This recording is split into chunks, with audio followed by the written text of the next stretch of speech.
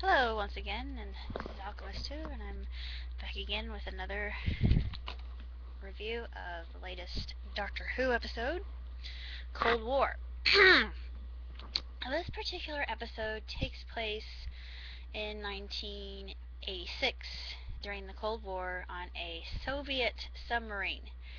And the TARDIS goes all wonky, but I won't explain why that is. This is a small spoiler. But one of the warriors from way back when in the annals of Whovian history returns, and it was the Ice Warrior. Um, and I really liked the idea of having the Ice Warrior back, honestly. And I thought that his design was particularly creepy, very unnerving and unsettling.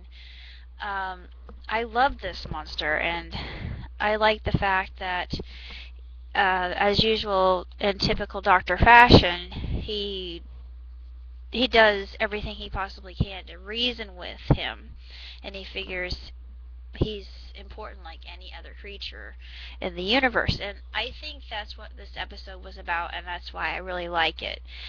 Um,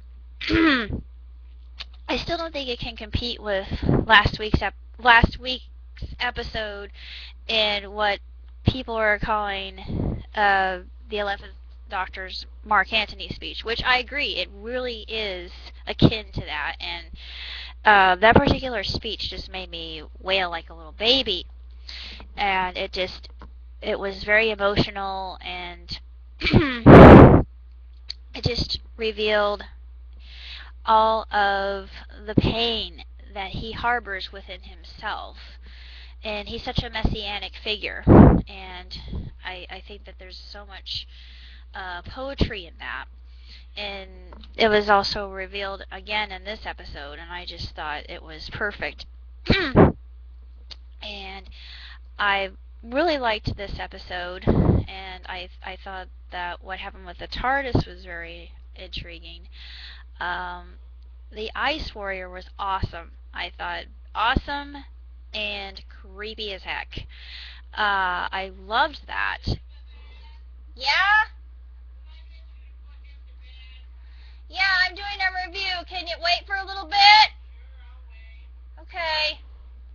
Sorry, I have a dog, and yeah, takes a while, but anyway, as I was saying, I really enjoyed this episode. Um, I thought it was exceptionally written. I felt that it was wonderfully crafted. The special effects were really sensational. It was spellbinding. I was absolutely transfixed, and there were some very good, funny moments in this episode that were excellent, particularly with the Doctor wearing aviator shades, and I actually have a pair of aviator shades I wear myself. I thought, yes! Finally! But it's a good thing I have a pair of my own. So, unofficially, aviator shades are cool. Even though he didn't say so. That they looked really swanky on him, of course. What doesn't look swanky on the Doctor? Um, Now they had a preview for next episode, which I'm not sure what it is going to be called, but I'm very interested, and I'm already intrigued because it has something to do with something I feel very strongly about, um, and the fact that it takes a more ominous turn. I also like that. I was kind of wondering in this particular episode, did anybody notice that when he was talking to the Ice Warrior, instead of green, the end of the sonic screwdriver was red. Um, if anybody could please explain this to me, I would love it. But I was wondering why that was. But I do remember. I think all the Sonics have that ability. I know that the 10th incarnation screwdriver was similar. River's screwdriver had um, the same kind of feature. Does anybody have a theory about this? Because I don't know. It's hard telling. And I kind of had another theory about Clara again, but then it was disproven, and of course, if you see this episode, you'll see why. I'm not going to give away the spoiler, but it just seemed like maybe she knew something that she was only privy to, and she didn't have to be directed by the Doctor, which I thought was very different.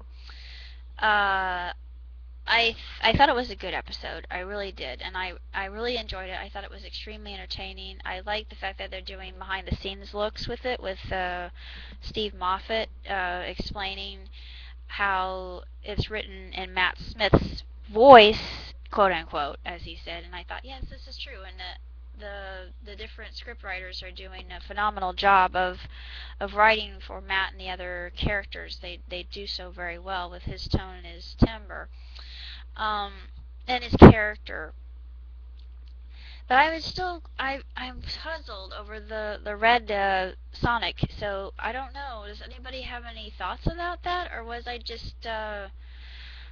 my mind running away with me? I'm not sure, but it just kind of left me thinking, there must be a reason why his screwdriver has that ability. It's just not always green. When it's analyzing something and when it collects data, he gathers data using the sonic frequency. And I thought, I don't know. I don't have any theories about that, and I was a little bit. It's a conundrum. So if any of you Whovians out there have any insight on why his sonic screwdriver was red, please tell me, because I'd love to. I think it has something to do with hypnosis. Then again, I could be wrong, but it's a thought. That's the only thought that I've come up with thus far.